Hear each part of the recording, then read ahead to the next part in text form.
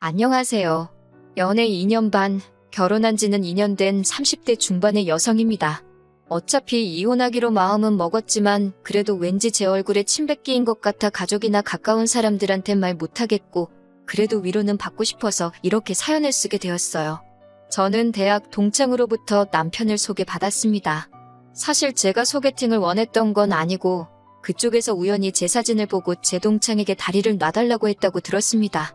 당시 제 동창이 취업 준비 중이었는데 남편이 동창이 가고 싶어하는 회사에 먼저 다니고 있었거든요.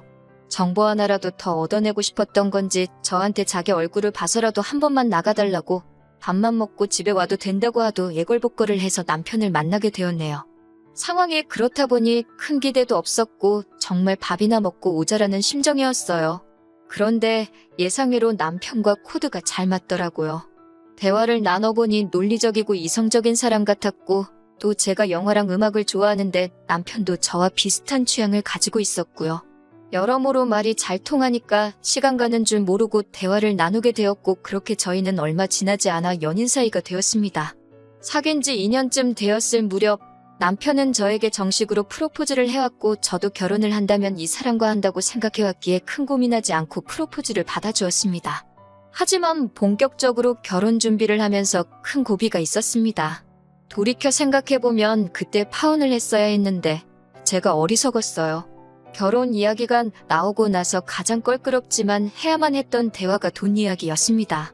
사귀는 동안 거의 반반씩 데이트 비용을 부담하고 있었고 둘 중 누구도 버겁다는 말을 하지 않았기 때문에 구체적으로 돈 이야기를 나눌 이유가 없었거든요. 하지만 이제 결혼식 비용부터 신혼살림까지 준비를 시작해야 했으니 어쩔 수가 없었지요. 저는 지방 공무원이고 남편은 일반 사기업에 다니는 회사원입니다. 당연히 제 월급은 남편에 비하면 현저히 적은 편이지만 저는 제 소유의 작은 아파트가 있습니다. 청약으로 당첨된 아파트였는데 부모님과 셋이 같이 살고 있었어요. 남편은 당연히 그 집이 저희 부모님 집이라고 생각했지 제 집일 거라고는 상상도 못했던 모양이에요. 제가 집이 있다고 하니까 어찌나 좋아하던지 입이 귀에 걸리게 생겼더군요. 아무튼 그 밖에 저는 모아둔 돈이 4천 정도 있었고 남자친구는 8천 정도 있었습니다. 저희가 사는 지역에선 1억 2천이면 아주 좋지는 않아도 평범한 빌라나 좀 오래된 작은 평수 아파트 전세 정도는 들어갈 수 있었어요. 그런데 남편은 완전히 다른 생각을 하고 있더라고요. 저희 부모님이 작은 평수로 전세를 얻어 나가시고 제 소유의 아파트에서 살림을 시작하자더군요. 저는 그건 말도 안 된다고 아주 난색을 표했습니다. 제가 어렸을 때 아버지의 사업 실패로 늘 새살이만 했기 때문에 제가 청약에 당첨됐을 때 무조건 부모님을 거기서 살게 해드리겠다는 제 나름의 결정이 있었기 때문입니다. 다시는 부모님이 집주인의 눈치를 본다거나 다음 계약을 걱정하며 전전긍긍하시는 모습을 보고 싶지 않았으니까요. 제가 남편에게 그렇게 이야기하자 남편도 더는 별말을 못하더군요. 저는 남편에게 대출을 받으면 이자가 나가니까 예산에 맞춰서 집을 구하자고 했습니다. 그러자 남편이 집은 시댁에서 해줄 거라고 걱정하지 말라더군요. 속물 같지만 솔직히 그 말을 들었을 때 감사하고 기분도 너무 좋더라고요. 하지만 남편은 뒤이어 어처구니 없는 소리를 늘어놓았습니다. 자기 부모님이 사시는 집 전세 보증금을 빼서 우리 신혼집에 보태자더군요. 그러면 시부모님은 어디 가서 사시냐니까 같이 살아야지 그럽니다. 합가를 하자는 거냐고 물으니 자기 부모님은 한 집에 있어도 존재감이 하나도 느껴지지 않으신다는 둥 각자 알아서 자기 인생을 사시는 분들이라는 둥말도 안 되는 소리를 하더라고요. 제가 남편에게 훗날 시부모님이 정말 몸이 어디가 안 좋아지셔서 거동을 못 하시게 된다거나 그러면 같이 살 수도 있지만 지금 그런 게 아닌데 굳이 왜 두 집 살림을 합쳐야 하냐고 물었습니다. 그러자 남편은 자기가 맏아들인 거 모르고 사귀었냐면서 시부모님 모시고 살 생각이 없었으면 왜 진작에 말하지 않았냐고 묻더라고요. 요즘 같은 세상에 신혼부터 누가 시부모님이랑 살지도 모른다는 생각을 하냐고 제가 다시 따지고 이런 다툼이 정말 2주 정도 계속되었습니다. 결국 남편이 먼저 백기를 들었습니다. 그럼 합가는 하지 말자며 대신 나중에라도 자기 부모님한테 무슨 일이 생기면 꼭 돌봐드려야 한다는 약속을 해달라길래 그러겠다 했습니다. 그건 자식된 도리로서 당연하다고 생각했으니까요. 반대로 저희 친정부모님한테 무슨 일이라도 생기면 저 역시 남편의 도움이 필요할 테고요. 하지만 산 넘어 산이라더니 이번에는 남편이 따로 사는 대신 매달 시부모님을 경제적으로 도와드리자 했습니다. 제가 얼마를 생각하냐고 물으니 한 달에 30에서 50만 원 정도면 적당할 것 같다고요. 그동안에도 안 드리다가 갑자기 결혼하면서 드리고 싶어하는 이유가 뭐냐고 물었습니다. 그러니 장남의 도리라나요? 그런 논리라면 저도 작년이니까 친정부모님께 똑같은 액수로 챙겨드리겠다고 했습니다. 그러자 남편은 아들하고 딸하고 같냐더군요. 결국 화가 머리끝까지 난 제가 남편에게 파혼을 선언했습니다. 남편에게 헤어짐을 고하고 걸려오는 전화도 문자도 다 무시했어요. 그렇게 3일쯤 지났을 무렵 시어머니께 전화가 걸려왔습니다. 당신 아들에게 들었다면서 왜 그런 경우 없는 소리를 해서 제 마음을 아프게 한 건지 모르겠다고 미안하다 하시더군요. 적어도 어머님이나 아버님은 그런 걸 바란 적도 없고 바라지도 않는다면서 이번 한 번만 남편이 실언했다 생각하고 넘어가 주면 안 되겠냐고 다정하게 물으셨습니다. 결국 어머님의 설득에 저는 남편에게 다시 한번 기회를 주게 되었습니다. 남편 역시 저에게 사과를 했고요. 하지만 결혼식을 올리고 얼마 지나지 않아 저는 시어머니와 남편이 왜 그토록 저를 잡으려고 하셨는지 이유를 알게 되었습니다. 결혼식을 올린 지 2달 만에 시아버지께서 치매라는 걸 알게 되었거든요. 제가 어떻게 이런 사실을 숨길 수가 있냐고 화를 내니 시어머니와 남편 모두 그게 무슨 소리냐며 자기들도 몰랐다고 억울하다 했습니다. 심증은 있었지만 물증은 없었고 그 와중에 그나마 다행인 건 모르는 사람이 보면 건망증 정도로 보일 만큼 경증이었다는 거예요. 이때라도 결혼을 물렀어야지라고 하신다면 솔직히 이미 혼인신고도 한 상황이었고 주변 사람들한테 결혼하자마자 파혼했다는 소리를 참아 할 자신이 없었습니다. 사무실에 직원도 몇 명 없는데 다들 저를 어떻게 볼지 걱정도 되었고요. 어리석게도 그 와중에 알량한 자존심과 체면을 생각하느라 현명한 결정을 내리지 못한 제 잘못입니다. 결혼식을 올린 뒤 저희가 한 가지 서로에게 약속을 한 게 있었어요. 언젠가 생길 우리 아이를 위해서 늦어도 5년 안에는 신축 아파트로 이사갈 수 있게 열심히 아껴가며 살자고요. 그런 이유로 제 월급과 남편 월급 모두 제가 관리하고 있었고요. 남편에게 한 달에 용돈으로 50만 원씩 줬고 저는 따로 용돈이라며 떼가지는 못했습니다. 그냥 어쩌다 한번 인터넷에서 옷 한두 벌 사 입는 게 전부였어요. 그렇게 살려고 한 건 아닌데 통장에 숫자가 불어나는 걸 보는 재미에 더욱 더 허리를 졸라매게 되었어요. 그런데 결혼한 지 1년쯤 지났을 무렵 남편이 뜬금없이 시댁에 생활비를 보내야겠답니다. 예상치 못한 지출이기도 했고 분명히 결혼 전에 그런 건 하지 않기로 약속을 했던지라 부담스럽게 다가온 게 사실입니다. 제가 시원스레 그러자고 대답을 하지 못하고 있으니 남편이 갑자기 한다는 소리가 일도 자기가 더 늦게까지 하고 돈도 자기가 더 많이 버는데 불공평하답니다. 그러면서 이제 각자 월급은 각자 관리하고 공통으로 들어가는 건 각출하자고 하더군요. 적어도 남편이 제 앞에서 돈 많이 번다고 유세는 안 떨어서 다행이다 생각했는데 이제 유세까지 떤다 생각하니까 정이 툭 떨어지더군요. 거기서 끝이 아니라 아니면 자기 퇴근 시간이랑 제 퇴근 시간이랑 2시간 정도 차이가 나니까 저보고 2시간 동안 부업이라도 하랍니다. 제가 집에서 밥하고 살림하는 건 노는 걸로 보였나 봐요. 남편이 입을 열 때마다 점점 더 화가 치밀어 올라서 그래 다 각자 관리하자 했습니다. 잠든 남편을 쳐다보는데 이런 인간이랑 내가 무슨 좋은 날을 누리겠다고 이렇게까지 살아야 하나 싶은 허탈한 마음에 눈물이 다 흘렀습니다. 그러면서 부부 사이가 이렇게 계산적으로 찢어졌고 남편이 남편 노릇을 하기 싫다는데 제가 왜 아내 노릇을 해야 하나 싶더라고요. 그래서 바로 다음 날 아침부터 살림에서 손을 뗐습니다. 출근 전 간단하게 아침 식사를 차려 먹고 있으니 남편이 자기 건 어딨냐고 찾더라고요. 배고프면 차려 먹으라고 하니까 저더러 어이없다면서 이게 무슨 짓이냐고 큰 소리를 내더라고요.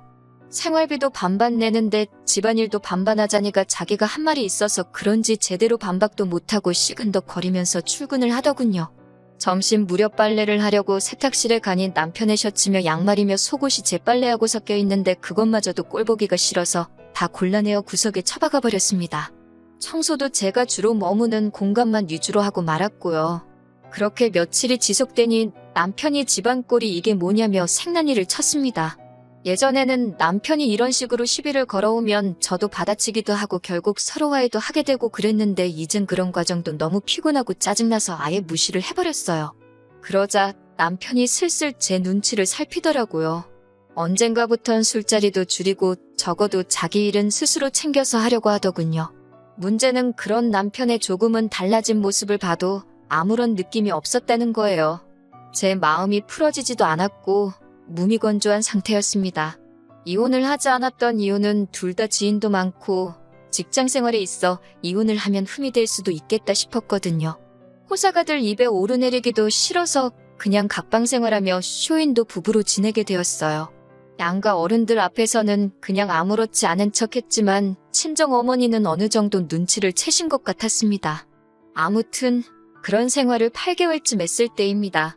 남편 회사에서 전화가 걸려왔는데 남편이 큰 사고를 당했다고 하더라고요.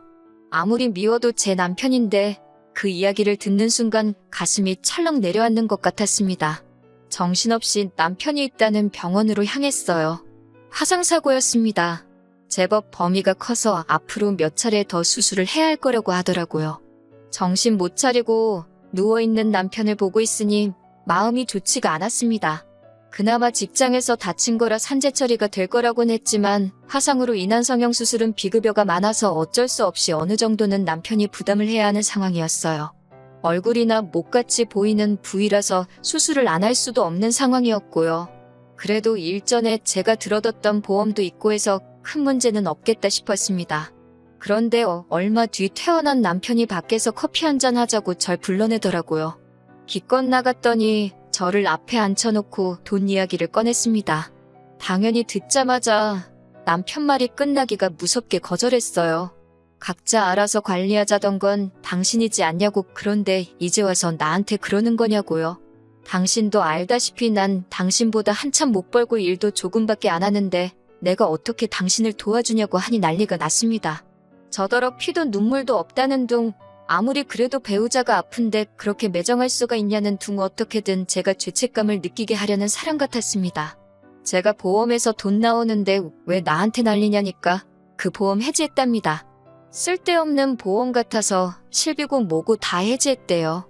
모아둔 돈도 없냐고 하니까 시부모님한테 퍼주느라 다 썼다고 그러고요.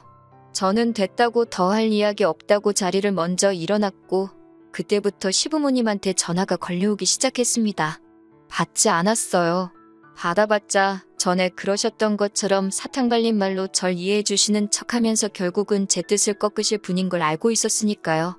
한 집에서 오며 가면 남편의 얼굴을 어쩔 수 없이 봐야만 했는데 화상 범위가 넓긴 해서 성형을 안 할 수는 없겠다 싶었습니다. 남편이 불쌍하긴 했지만 그게 어떤 느낌이었냐면 TV 같은 데서 어려운 사람들 나오잖아요. 보고 있으면 안 됐다 싶은 사람들이요. 딱 그 정도의 감정이었습니다. 하루하루 지날수록 남편에게 제가 조금도 마음이 남아있지 않다는 걸 알겠더군요. 하지만 아픈 사람을 버리자니 그건 또 제 양심에 걸려서 이러지도 저러지도 못하고 있었습니다. 그런 와중에 제가 결정을 내릴 수 있도록 도움을 주신 분이 있었으니 그건 바로 시어머니셨어요. 아무리 연락을 해도 전화를 받지 않으니 결국 저희 집으로 찾아오셨더군요. 남편 얼굴을 보고는 대성통곡을 하시더니 이게 다 저 때문이랍니다. 제가 남편 돈 쓰는 거 가지고 하도 닥달을 하니까 남편이 일을 무리해서 하다가 저런 사고를 당한 거라면서 이 일은 제 책임이니까 어떻게든 당신 아들 얼굴 원상복구 시켜놓으랍니다. 아드님께서 돈 벌어서 저를 가져다 준 줄 아시냐? 아드님은 이 집에서 숙박비 외에는 아무것도 부담한 게 없다고 했습니다. 남편 노릇이라곤 한 게 없는데 왜 저한테 이러시는 거냐고 쉬지 않고 저도 어머님 말씀을 반박해 나갔습니다. 그리고 동시에 이제 정말 남편과 헤어져야겠다 싶더라고요. 그까지 체면이 뭐라고 이혼도 못하고 이렇게 사나 싶었고 이제 앞으로 시아버지 병세까지 악화되면 시어머니와 남편이 저를 얼마나 잡들이를 해댈지 안 봐도 뻔했기에 이혼을 요구하게 되었습니다. 당연히 남편은 안 한다고 난리가 났고 저는 그럼 소송으로 갈 수밖에 없는데 그러면 변호사비 들고 수임료 떼주고 나면 당신 손에 얼마 남는 것도 없을 거라고 친절하게 알려줬습니다. 남편도 그제서야 제가 농담이 아니라는 걸 눈치챈 것 같았고 결국은 이혼에 동의했습니다. 마침 전세 계약 기간도 거의 끝나갈 무렵이라서 전세 보증금도 수월하게 제 몫을 다시 챙길 수 있었고요. 그렇게 저는 이혼에 성공했고 지금은 자유의 몸이 되었습니다. 옛말에 첫발이 개끝발이라더니 정말 그 말이 딱입니다.